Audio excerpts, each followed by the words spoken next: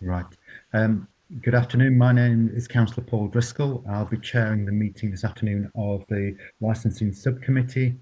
Um, and we've got several other councillors are in attendance and council officers. Um, just to start, I would like everybody to introduce yourselves, and I'm just going to invite you to introduce yourselves, and I'll go in the order that people are listed on my screen.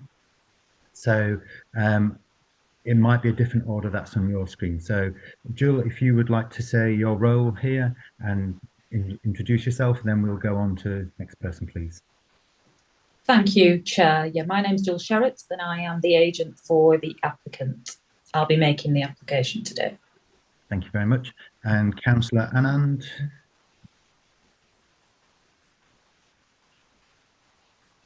You're muted, Councillor. There we go. Yes, I form part of the sub-licensing committee. My name is Councillor Praveen Anand. And then Sam. Hello, I'm a Democratic Services Officer for Ealing. I will be clerking this meeting. Thank you very much. Then Miriam. Good afternoon, I'm Miriam Thompson. I'm an interested party who made representations in opposition to the applicant. Thank you very much. And then Councillor Gallant. Thank you, Chair. Julian Gallant. I'm on the licensing subcommittee panel today. And then Alison. Hi, Alison Love. I'm legal advisor to the licensing subcommittee. Right. Welcome everybody to the meeting this afternoon. The usual protocols apply. I would appreciate if people aren't speaking, just to sort of mute your mic. And of course, if you want to ask a question at any point, then please hands up. That might be done visually if you've got your camera on, or if you use the icon, that's always very helpful. I'll go through and explain the procedure for today's meeting. I'll normally would have licensing officers to make a representation about the application. There isn't a representation from licensing officers at this meeting, so we'll go straight on to the applicant's case, and I'll invite the agent for the premises to present the application.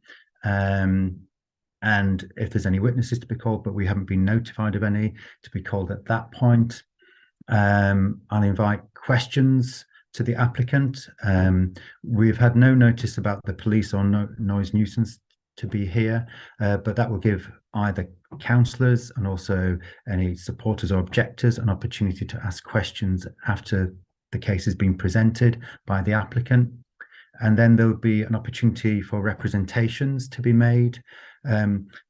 So Miriam, that would be your opportunity to make your statement then. We've had no notice that there'll be any responsible authorities such as the police or noise nuisance officers, so we're not expecting them to be in attendance. Then we will also have we can have questions to the objectors from the panel as well, and then we'll clarify if there's any possible conditions to be agreed, and then we'll go into a closed session to discuss, and then we'll come back and return with a decision from that session. Yeah.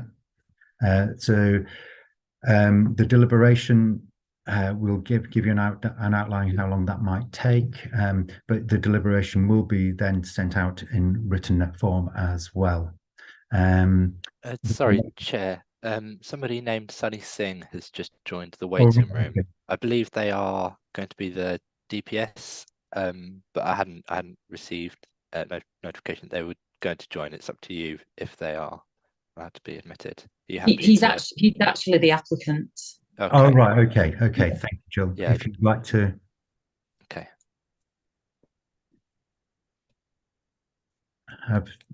Has he entered? Just admitting them Oh, now. sure.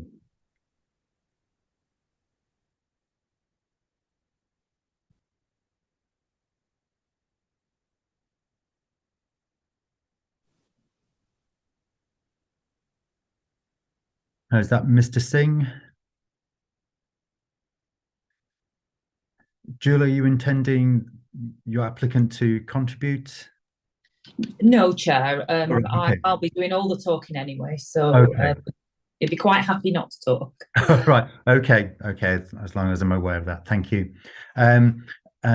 Just to remind everybody, there will be a summing up opportunity before we go to deliberations as well. So if we've gone through the procedure now. So we've no representation from licensing officers. So if I can ask the applicant, Jill, would you like to present the application and outline the point? Yeah, thanks, Chair. Thank you very much. Good afternoon, everyone. I'm here on behalf of Sunny Singh to make his application today. You've got the name of the company there. I haven't got it to hand. He is the sole director of Healing Spirits Limited, he's the sole director, and as quite rightly was pointed out by Sam, he's named as the DPS. So I'll tell you about Sunny. It's actually a joint venture, is this, with his brother, Vicky Singh. They have been in retailing for a very, very long time. Their experience is very, very vast. It's since 2007. They've owned around 11 shops in total, sold them, bought new ones. At the moment, they have 2 other stores at present. And their experience is such that they also engage in a consultancy where they advise other store owners at this level, at a convenience store level, you know, what they need to do, which symbol groups are better, and so they offer that kind of consultancy because of their depth of knowledge. They've never had any problems whatsoever during the time they've owned stores, as they're very, very responsible, and they intend obviously to carry that on at this new store in Acton if you grant the license today. The difference with this particular store is it is in their own backyard. They've lived and grown up in Acton, so they know the community very, very well.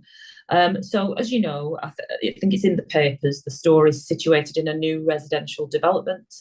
And I think something that I think you would want to know is that the developer would only allow this particular space to be a convenience store due to the needs. When you've got a lot of residents, then you obviously have the need to be able to buy goods and have services close by. So it is intended to be a convenience store, whoever took it on. But by taking it on, Sunny and his brother, they like I said, their experience when it comes to choosing a location, their next job is really to decide, are they going to partner with anybody? They're going to be independent shop or not? And Sunny do partner with the very, very best franchise models. So in bringing this store to the local people, they will be bringing the very, very highest level of offering, because it's either going to be a Budgens or it's going to be a one-stop. And I've worked with all of these different convenience symbol groups many, many years, nearly 20 years now. And I know that they are the top of the spectrum.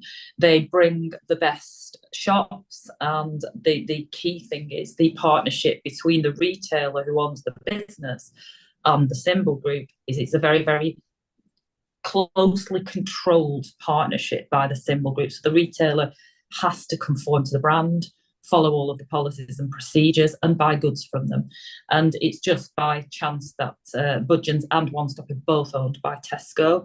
So all of the goods that will be sold at Tesco prices. And obviously Tesco will only accept a certain level of franchisee. So Sunny Singh and his brother fits the bill there. And in return, they receive the very best support, the policies, all of the equipment is dictated to by Tesco. So you know it's going to be a convenience store. You obviously know what that means, all different types of products. We are asking for the license to reflect the opening hours, which are 7 till 11, which is standard. There'll be a fresh bakery and coffee in the morning for people on their way to work. People will be able to send packages, pay bills, and they're looking, if the license is granted and the store goes ahead, they will look at a post office as well at some point in the near future. So alcohol is only part of the offering. It's only, as we all know, usually around 15 to 20% of the total goods on offer. So in terms of investment, the brothers are invested, they've bought the premises and will be investing around about 150,000 in the actual shop itself, in the shop fit, the equipment. So CCTV is going to be the best it can be, modern remote systems and so on. They'll have till prompts and they'll have the full EPOS till system. In terms of the things you would want to know today, in terms of the upholding of the licensing objectives, which is what we're here to consider, staffing is very important, and training of staff. So the staff levels will be Sunny and Vic, who both have personal licenses. They'll be running this shop. Their other shops are dealt with, and the managers there are running those, but so their attention will be on this new venture completely. And then they intend to have around about 4 full-time staff, 1 or 2 part-time staff, and all from the local area. So they will be a local employer. In terms of how those people will be trained, a lot of training now is online, and that is what they will be doing. It's an online portal which is completely remote. So it can never be changed or tampered with, and everyone logged on individually, and that seals the training in terms of being done as soon as somebody's employed, first of all, and then it is refreshed every 6 months so that training is ongoing. In terms of the hours, the expected hours for Budgeons and One Stops is 7 till 11. I don't think anyone would consider that to be excessive. Convenience stores need to be open for that amount of time. Doesn't mean alcohol's necessarily going to be sold more at any time of day, but they do need alcohol to be available for sale should somebody want to buy it. So in terms of the application, the conditions, we took into account your statement of licensing policy, your expectations. The conditions are formulated on that basis. They're very robust. The initial application, you've got that in your pack, haven't you? The CCTV staff training, Challenge 25 refusals register. But when we've consulted thoroughly with the police. They have, I think you should have the emails between us, are content with the hours 7 till 11. They didn't deem them to be excessive. And we have agreed an additional 4 conditions with the police. So that is the restriction on the super strength beer, lager and cider of 6%. No single cans of beer, lager and cider to be sold. No sales of spirits in miniatures. And the incident and refusals log has been, the condition has been expanded to be a little bit more thorough. So the police are happy with this application, and as you know, there are no other representations from any other authorities. I don't want to preempt what the resident here is going to say. They're obviously here to make their point. I would just, and I will respond if I need to later, I would just respond to just a couple of the comments. It's proximity to schools. Well, convenience stores trade side by side with schools and all around the country. It's nothing unusual. I think it's mainly about existing issues and the concern that things will be made worse. Well, I've been in licensing for 18 years, and I know from experience that if you've got a responsible retailer, somebody who knows what they're doing and does it properly, they're an asset. They're an asset to an area. They're an asset to residents because they don't only supply people with goods, they're another set of eyes and ears. Should something go wrong, so another partnership that can help with what's going wrong and deal with it. They'll obviously have CCTV outside, which they wouldn't have at the moment. One of the residents asked if you do put in precautionary restrictions. Well, we've done that. That is what this application does, along with the additional police requests.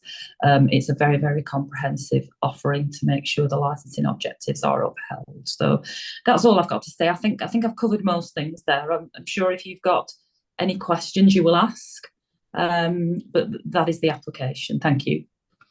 Thank you, Jill, for going through that.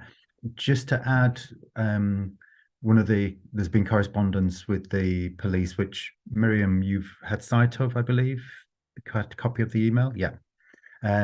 So just so it's on the record there about the single beers, there was single cans not being sold. There was an exception for premium craft beers or ciders, but by and large, any other single cans wouldn't be sold.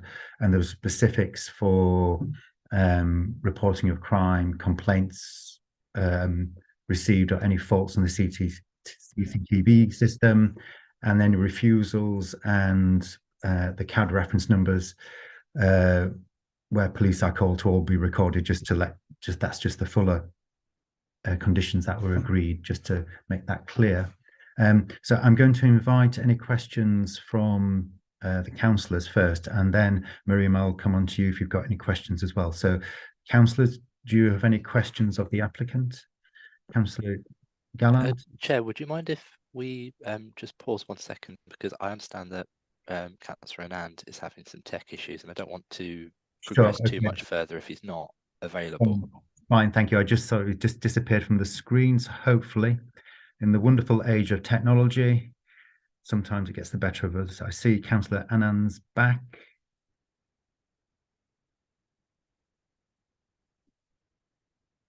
Councillor Anand, are you fully with us?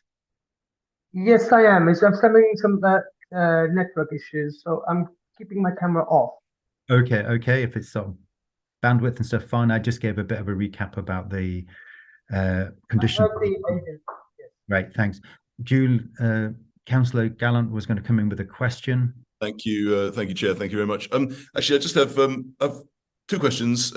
The hours requested, they go from 7 till 11, and that's slightly off the the recommended core hours, which in a non-specific area, which are, I believe, 10 till 11:30. So is there any reason for the extra hour, the extra hour in the morning? Anything beyond the fact that you want it to open the shop and open the whole shop up at the same time, which I've assumed is the answer to that. And the other question, actually, and I'm sorry, it's a little bit peripheral, but what's there already? What's actually there at the moment on this site? Is it an existing business? No, it's not, councillor. It's actually empty and ready to become a business. Okay. I thought that was the case, yeah. It said on the papers, it said somewhere that it's an existing business, but I know the area quite well, and I don't think it is. It's a site ready for business. Yes. Yeah. Okay. Yeah. So the other question was about the extra hour in the morning, particularly. Yeah. Okay. I mean, in my mind, and I know certainly Tesco's, the hours for convenience are 7 till 11, and the guidance to licensing states that if you're open, you should be able to sell alcohol unless there are evidence problems, and so it's the type of thing that would be restricted on review if there are problems, but 7 till 11 is pretty standard. I appreciate it comes out of your core hours, and we did discuss that with the police because we're actually under them in a lot of ways as well. So you know, they deemed them as being acceptable. Right. Thank you, Councillor Anand. Any questions? No, Chair. Everything Councillor Gallant has actually answered the questions. Right, thank you. Miriam, do you want to bring up any questions to the applicant now? Thank you. Yes, I had 2 questions arising. One was in relation to the hours, and the second was in relation to the agreement from police. I know that Councillor Gallant has already asked about the hours. When I compared them to the licensing policy from Ealing Council, the licensing policy is 2020. I calculated that Monday to Thursday it was an extra half an hour, Friday to Saturday it was an extra 2 hours, and on Sunday it was an extra 3 hours. So I know that Ms. Sherratt has referred to the hours as being standard and not excessive, but I think there is actually a slightly wider range going up to 3 hours on a Sunday. And I know from my own representations and others that these long hours are a cause for concern. So the first question is just for some further justification over going beyond the boundaries. Yeah, we have to understand what the core hours in a policy are. The core hours in a policy are desired by a council. It doesn't mean they cannot be ventured outside of. And the only reason for limiting hours can be based on evidence. It must be an evidence-based decision that between whatever hours, whoever deems you shouldn't have those hours, well, what is the evidence? The licensing objectives will be undermined. That is the legal requirement if hours are to be reduced. So 7-Eleven is I say standard. That's my take on convenience store hours across all of the companies that I've dealt with all of these years. They are standard 6 to 11, 7 to 11, even 6 to 11. And just the fact that there is a requirement. Just for a minute. Sorry. Mm. Just I apologise having to interrupt you, but Councillor Anne just dropped off. I appreciate you. Oh, right. No, yeah. I don't want to continue. No, fine. Absolutely. And lose this. Councillor Anand will be involved in the deliberation, but of course, yeah. It's important that he hears what you're saying. No, absolutely, Chair. Don't worry, I don't. So struggling, isn't he? And there is a way where the hello. I'm just trying to give Councillor Anand some pointers and some advice around the tech issues. So if we could just pause for another few minutes while we try to work through whatever's causing the issue. We might have to do a bit of repeating of your answer there. Sorry, Jill. Yeah, that's fine.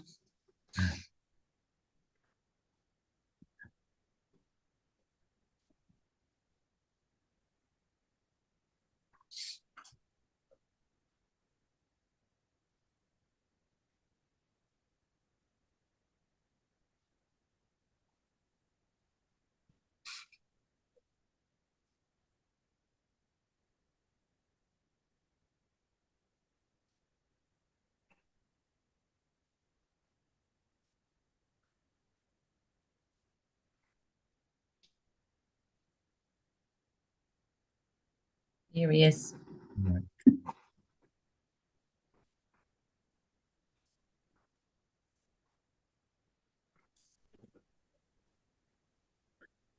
Welcome back, Councillor Anand. I hope you. Sorry, I'm having lots of issues today. It's a new machine, and I think it's giving issues. Right. So we were just having the response from the agent here. So I'm going to ask for that response just to be a bit potted to recap. I will. Potted. Yes, yeah. And then we can what I was saying really quickly is, while the statement of licensing policy is there and taken into account, it is not binding on an applicant. An indication what an authority might deem as appropriate is something that we look at, but there must be evidence if somebody wants it restricting. The police have looked at it. They've seen that there's no evidence in restricting the hours.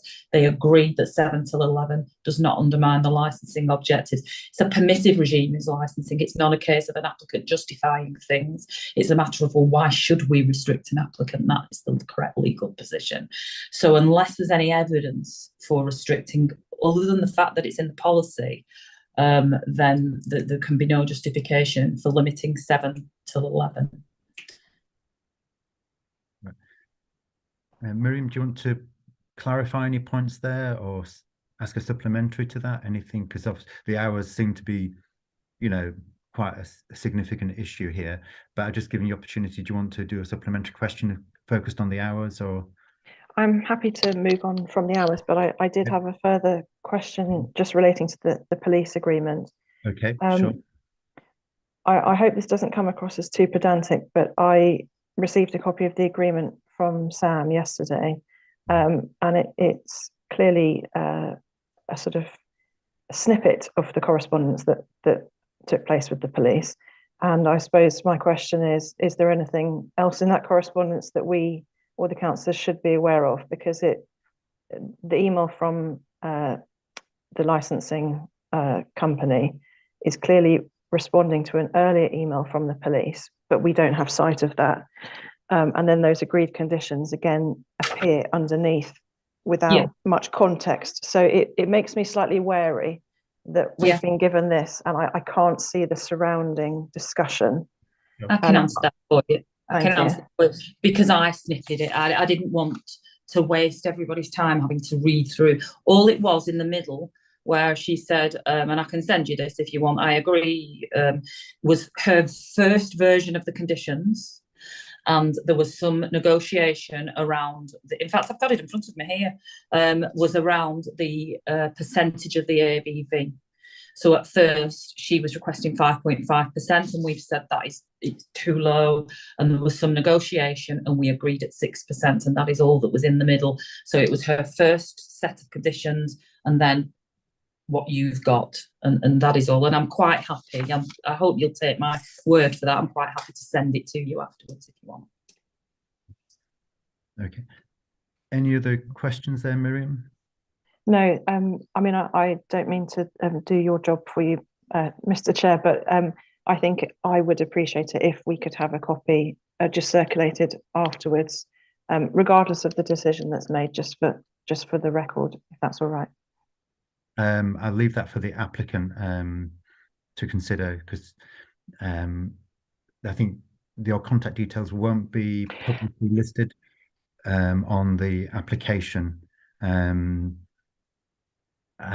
So I mean, I can ask, it seems quite reasonable to ask, did the police, as part of their concerns, raise any antisocial behaviour, any criminal behaviour, or any other issues in the local area which would cause concern? Because they haven't made formal representations to the committee, which often they have the capacity to do so. But in your discussions, did they raise any of those issues?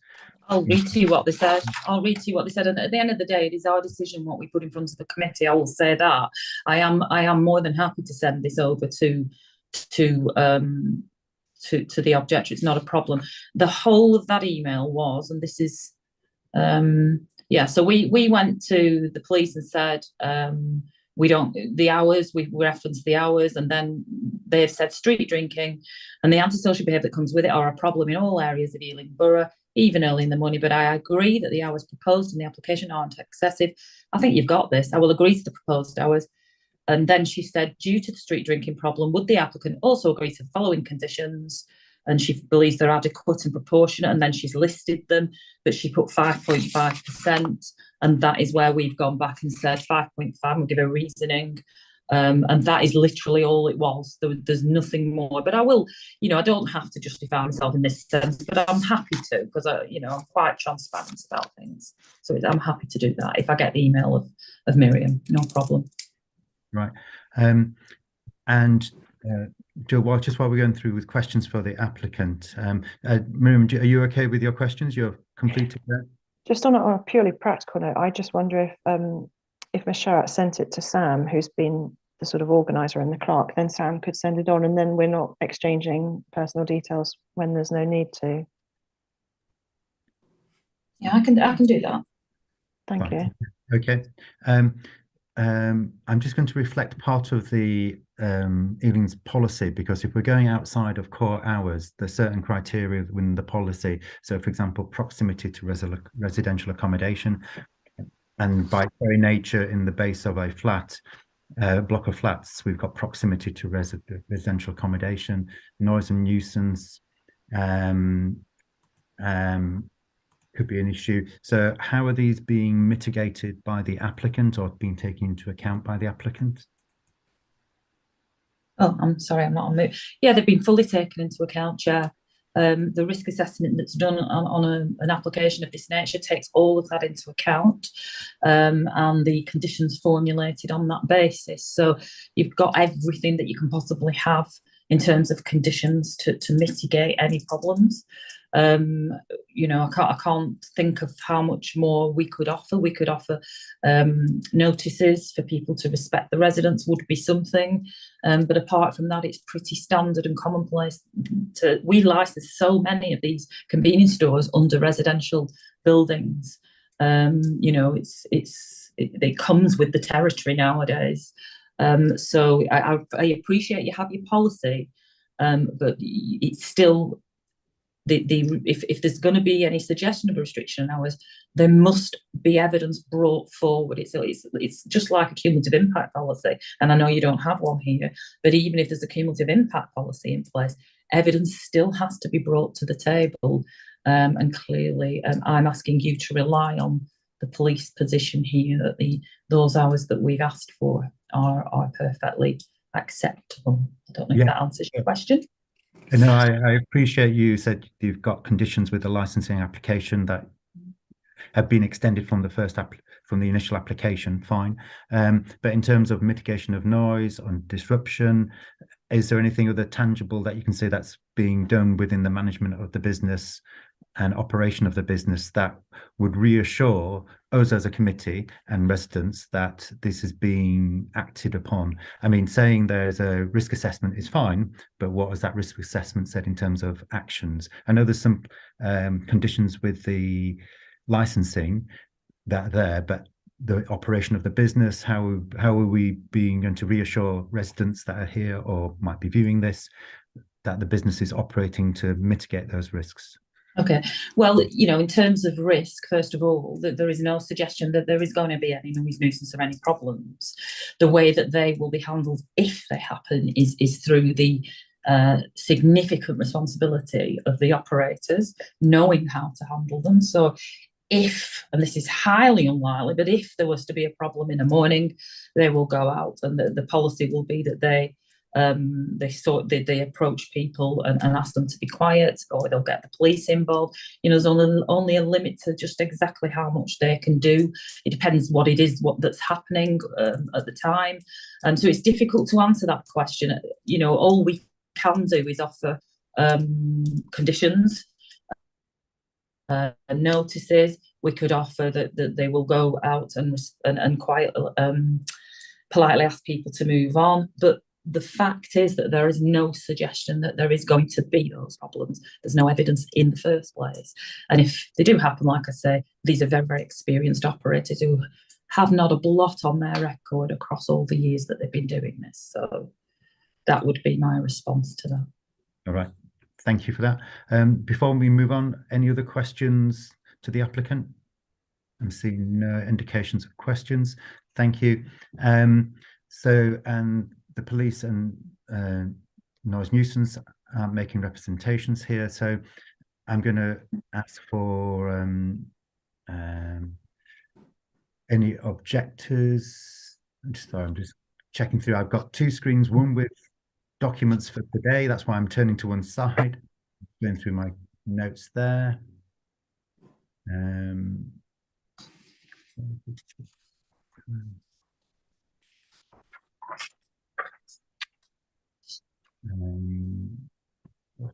So we've got no responsible authorities here. Miriam, have you got any further comments? Because we'll be going for a summing up shortly. So if you've got any comments that you want to make. I had one further comment, which was just around the notice that needed to be given of the application itself. Now, to be fully transparent, I didn't put this in my written representations, but I looked at it when I was preparing for this hearing. So there was a hard copy notice put up on the side of the building, and I think there was also a copy put in a local paper, and they're both in the pack. There were two web addresses given. One was for the council, and the second was to view the application itself. If you look at the web addresses, they're actually the same web address. And so when I went to view the application, it wasn't at the address that was given. So I had to manually search for the application on Ealing Council's website, which I found. But I suppose the point I'm making is, if you had seen the notice and thought, yes, I want to look at that application, you couldn't access it from the link given. So there may be people who wanted to say something but were frustrated in the process. And I don't know if people would have taken the next step of manually finding it, which I did, because that web address certainly doesn't take you to it. Sure. I mean, there is a prescribed format for notices. So I mean, I've got the pack and I've got both. So I can see it's like the blue notice there, and then the published notice in print. I think it's page 32 and page 33 of the pack, I think. Yes. So I don't know where Alison, can I come to you and just say any comments about the prescribed? I'm just looking myself to see what. I mean, I think yes, obviously, ideally, there would be a direct link to the actual application itself. I'm not sure how possible that is with the licensing team's IT, whether that or whether things move and it's better to give a more general address rather than something specific in case that changes. But I'm just looking at yes, when I think, as I say, ideally, it would be a direct link, and I'm just looking now just to see where that takes you. But I think the information is there. The opening hours are there, and as far as I can see, it's in compliance with the requirements, but obviously there may be things that can be done to improve that. Well, I mean, I can see both the blue notice, page 32 and page 33, and the published notice both have 2 web links. It's a bit difficult to digest the whole length of that web link without testing it out and pasting it into a search ending to see where it goes. Jill, do you want to come in there? I can see your hand up there. Yeah, we don't have to put a web link that is direct to something. All the notice is doing is saying to somebody reading it, go to the council, and it's not any more specific than that. So we have to put the address, and you could or could not put a phone number, you could or could not put the email of licensing, but providing one bit of that information or a couple of bits is there, then that would suffice. If it was not compliant, then this would have been picked up straight away upon the checking of this application by licensing. Okay, thank you. Miriam, any other points, any questions that you needed to raise there? Anything else? I think I said last time that I only had one more point, but I'll just try your patience with one final point and promise that this is the final one. Okay. It was just a further question for Ms. Sherratt, just in terms of further conditions. Just to, again, referring to the licensing policies, one of the comments I made in my written submission was a question about having security guards. I hadn't seen any reference to them in the application itself, and just wondered whether that could be something considered as part of further conditions to address concerns. Yeah, no, it absolutely isn't. There's no need for them. To employ security guards at great cost, there would have to be, conditions have to be proportionate. And when there is absence of any evidence of that anything is ever going to happen here, we wouldn't be putting security guards on duty at a shop of this nature. I'm slightly surprised because in my written submissions I referred to there's a Sainsbury's local down the road which has one security guard who's there, and in the news there are constant stories of shop workers suffering from abuse and from shoplifting levels just going through the roof. I would, almost every small shop I go into has some sort of security guard in place, so I would actually expect there to be one. Yeah. Well, I do hundreds of applications all year, and never do we put a security guard condition on, because the small business would not survive. If Sainsbury's put them on, that's their decision. You have to take this application on its own merits, and this application is for an independent retailer who has never had any problems, never needed security guard in any of his shops all of these years. So he doesn't need one in this case either. So we can't compare to Sainsbury's and who else has done what. This is this application on its merits, and we can't have a security guard application on it. So rather having the back and forth over the single point, yeah, the questions and the answers will be considered part of the deliberation. So I appreciate you raising that.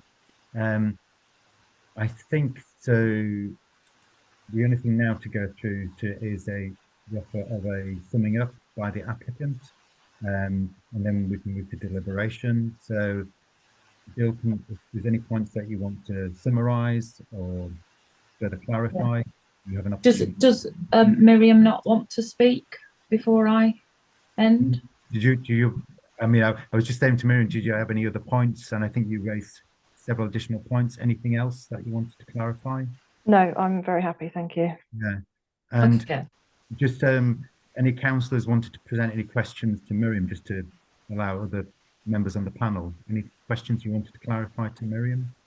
No, Chair, thank you very much. I've registered everything. No need for any more questions from me. Thank you very much. Thank you. Right, thank you. I think that was Councillor Anand there. So if you'd like to do the summing up. Thank you, Chair. Really briefly, just I am going to go back to the hours and the lawful position in relation to hours or curtailment of hours. You know, and again, we do appreciate you've got core hours. We went through your policy. We spoke with the police about them. They're an indication of what you deem suitable.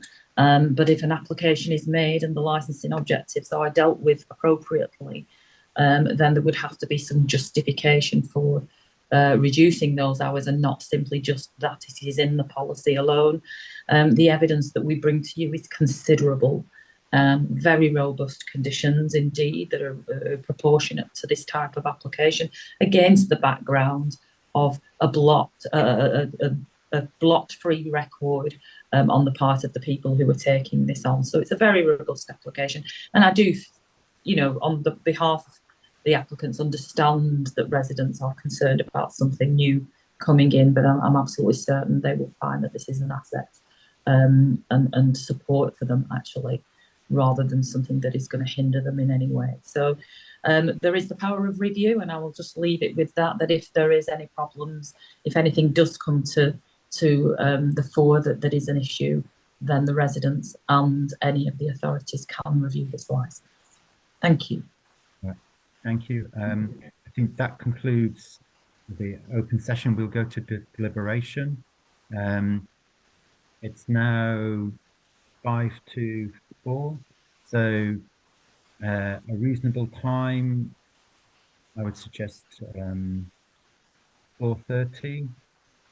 Seem reasonable. Yeah, so if we come back at 4:30, and then we will have had time to deliberate. Yeah.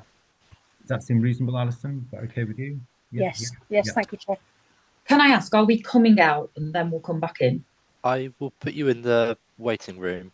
Right, okay. If that's okay. You Yeah. can leave and then rejoin at 25 past 4 if you'd like. It's whatever you'd rather, but Yeah. I'll put you both in I'll put all three